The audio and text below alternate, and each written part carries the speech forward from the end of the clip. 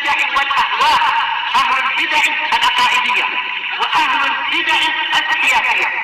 نقول بيننا وبينكم السلف، بيننا وبينكم الكتب، كان فيقول البدع بيننا وبينكم. Bismillahirrahmanirrahim. Masih kalam Syekh Abdul Aziz Al-Rasyid rahimahullahu ta'ala. Fahadallahu ahla sunnati wa jamaah. Maka dan Allah memberikan petunjuk kepada ahlu sunnah wa jamaah lil qaulil wasat, untuk mengikuti pendapat yang pertengahan. Wa huwa kama taqaddam, yaitu seperti yang telah terdahulu penyebutannya, annal imana wa din qaulun wa amalun wa i'tiqad, bahwasanya iman dan agama itu adalah ucapan, amalan dan keyakinan.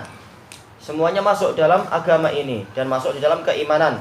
Wa annahu yazidu wa yanqus, dan bahwasanya keimanan itu bertambah dan juga berkurang. Wa anna sahibal kabirah mu'min bi imanihi fasiqun bi kabiratih, dan bahwasanya pelaku dosa besar dia mukmin dengan keimanannya, tapi dia fasik dengan dosa besarnya. Au mu'minun naqisul iman, atau kita katakan dia adalah mukmin yang imannya itu kurang. Wa amma hukmuhu fil akhirah fahuwa tahta masyiatillah. Adapun hukum dia di akhirat, dia itu terserah Allah, sesuai dengan kehendak Allah.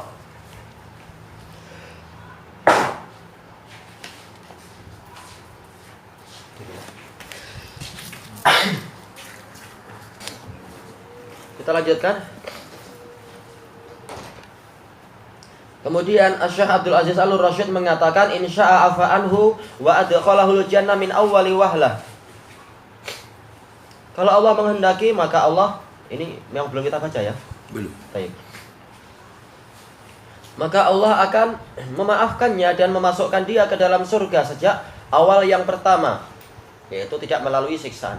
Wa illa azzaba biqadri dzunubih. Jika tidak demikian, jika Allah tidak memaafkannya, maka Allah akan menyiksa dia sesuai dengan kadar dosanya, atau sebagian dosa yang lain diberi syafaat dan seterusnya. Semua itu terserah Allah. Summa dakhalal jannah, lalu dia masuk ke dalam surga. Fala budda lahu min dukhulil jannah, pasti dia akan masuk surga. Kenapa? Dia masih punya dasar keimanan. Hadza huwal qaulul haqq. Hadza huwal qaulul haqqul ladzi tadullu alaihi adillatul kitabi was sunnah. Inilah ucapan yang benar yang ditunjukkan oleh dalil-dalil Al-Quran dan As-Sunnah. Wa alaihi salafus sholihu wal a'immah, dan di atas akidah inilah ucapan salafus sholih dan para imam.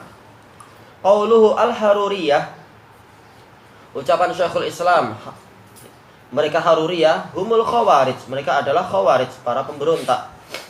Summu haruriyatan nisbatan ila qaryati Harura.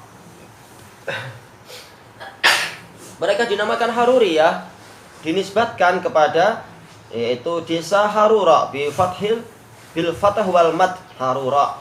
Qaryatun bil Iraq, suatu desa di Irak. Qaribatun minal Kufah, dekat dengan kota Kufah. Ijtama'u fiha hina kharaju ala Aliyin radhiyallahu an. Mereka kumpul di desa itu ketika mereka memberontak terhadap Ali radhiyallahu anhu.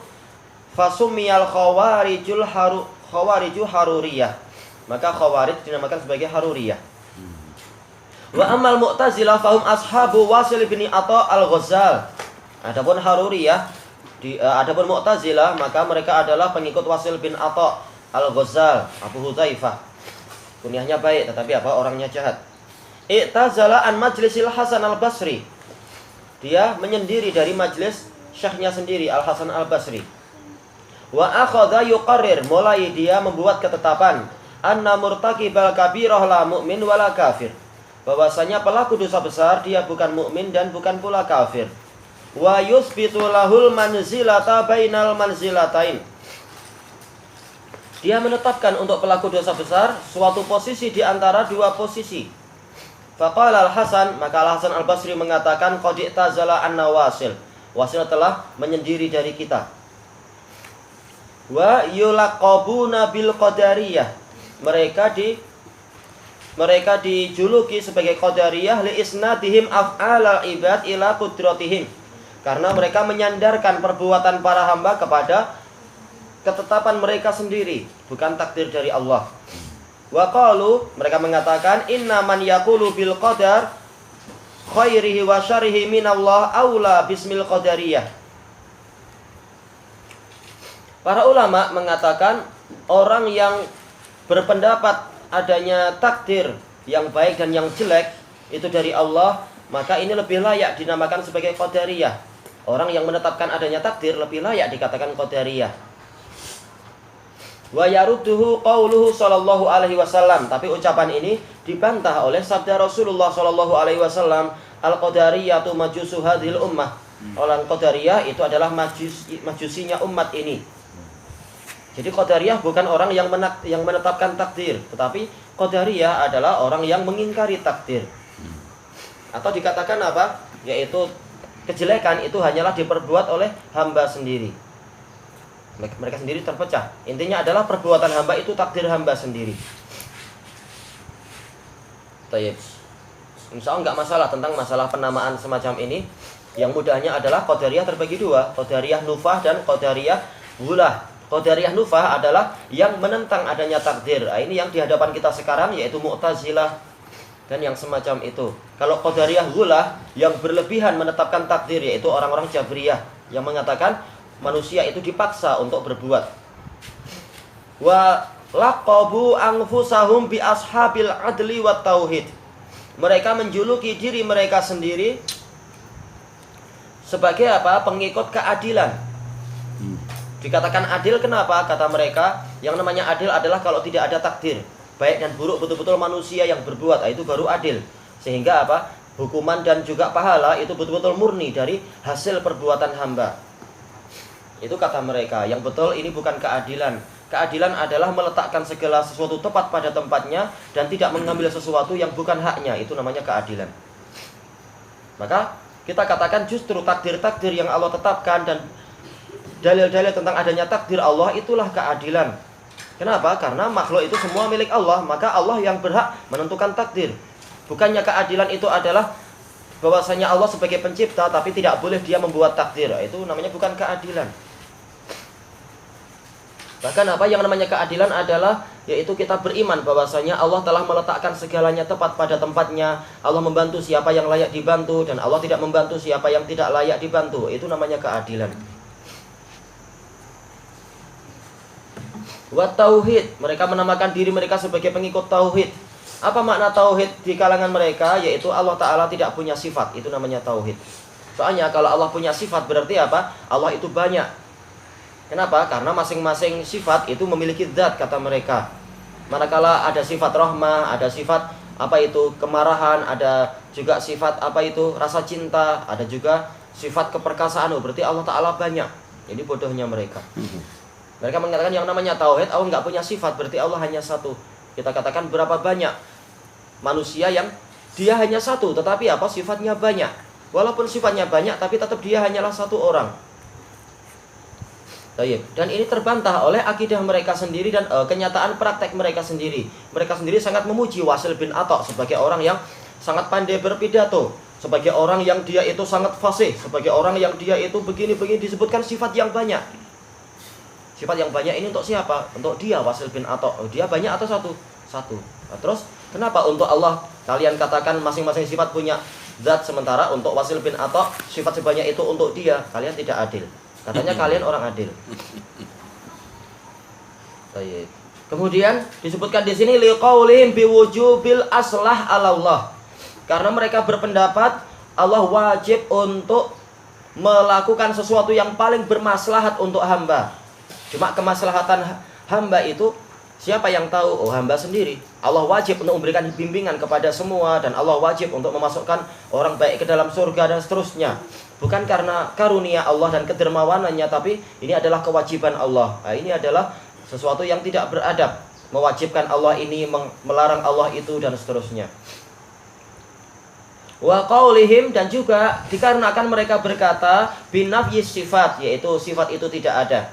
Sifat Allah itu tidak ada. Wa bi anna kalamahu makhluk, dan karena mereka mengatakan kalamullah itu makhluk. Seluruh sifat-sifat yang ada itu adalah makhluk. Baik. Kenapa? Kalau setiap sifat itu bukan makhluk, berarti Allah itu banyak, kata mereka. Ini salah. Sifat makhluk adalah makhluk. Sementara sifat sang pencipta, maka dia bukanlah makhluk. Itulah yang betul. Sifat Allah, dia adalah apa? Bersama Allah tanpa ada batas awal. Sebagaimana apa? Dia bersama Allah tanpa ada batas akhir. Sifat Allah itu bukan makhluk. Sebagaimana zat Allah bukan makhluk. Bukan sifat itu sesuatu yang dicipta, sebelumnya tidak ada, lalu Allah mencipta, baru ada. Bukan seperti itu. Tayyib. Muhdats, bahwasanya kalamullah itu sesuatu yang dicipta. Sama muhdats dalam artian sesuatu yang dicipta. Wa bi annahu ghairu mar'i fil akhirah. Mereka mengatakan Allah itu tidak dilihat di akhirat. Padahal ini kenikmatan yang terbesar. Mereka mengharamkan Allah dilihat. Ini bodohnya mereka. Mengharamkan diri mereka untuk apa? Mendapatkan nikmat yang terbesar sebenarnya. Wa yajibu alaihi riayatul hikmah fi af'alih. Dan mereka mewajibkan kepada Allah untuk senantiasa memperhatikan masalah hikmah di dalam perbuatannya. Kita yakin Allah memang maha penuh hikmah. Tetapi apa? Bukan karena hamba yang mewajibkan itu, tapi memang Allah Ta'ala yang mewajibkan dirinya untuk apa? Untuk senantiasa perbuatannya itu selalu ada hikmah. Hikmatun balighah, hikmah yang sangat mendalam. Bukan sesuai yang digambarkan oleh makhluk, tetapi sesuai dengan kesempurnaan pengetahuan Allah. Berapa banyak orang yang menyangka inilah hikmah, padahal ternyata itu bukan sesuatu yang hikmah. Baik. Wa sawabil muti' wa sawabul muti' wa ta'ib. Dan juga wajib bagi Allah untuk memberikan pahala kepada orang yang taat dan orang yang bertobat. Yang betul adalah apa? Allah Ta'ala itu memberikan pahala sesuai dengan apa? Kehendak dia dan kedermawanan dia. Bukan karena hamba itu yang mewajibkan Allah ini dan itu.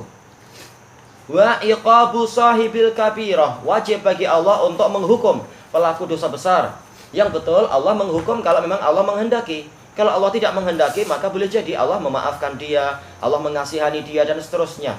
Boleh jadi karena orang ini punya apa?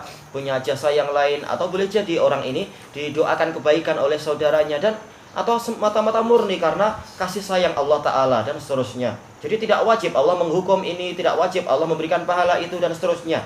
Tapi itu adalah kembali kepada hikmah Allah, dan segalanya pasti diletakkan pada tempatnya tanpa hamba yang mewajibkan ini dan itu. Tayyib. Sumaftaraku isyrina firqah. Kemudian Mu'tazilah terpecah menjadi 20 kelompok. Yukafiru ba'duhum ba'da. Satu sama lain saling mengkafirkan. Nah, ini keanehan mereka. Katanya pelaku dosa besar tidak kafir, tapi cukup apa? Dia keluar dari iman dan tidak masuk pada kekufuran. Tapi sekarang ketika terjadi perpecahan di antara mereka, langsung apa? Temannya itu dikafirkan. Ini menunjukkan mereka tidak adil di dalam menerapkan kaidah. Tayyib. Wallahu a'lam.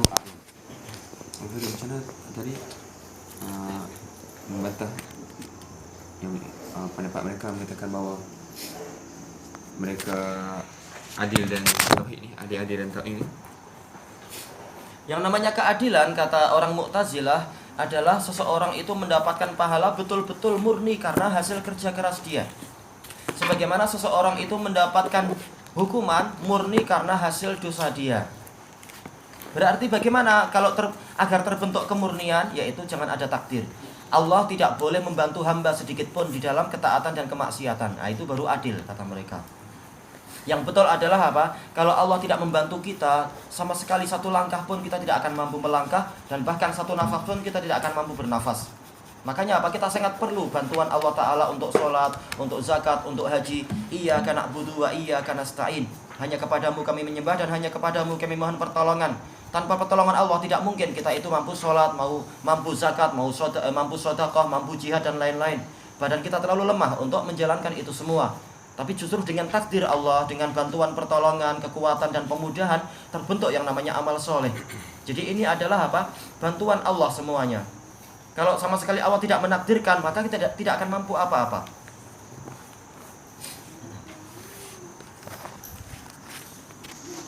Bismillahirrahmanirrahim.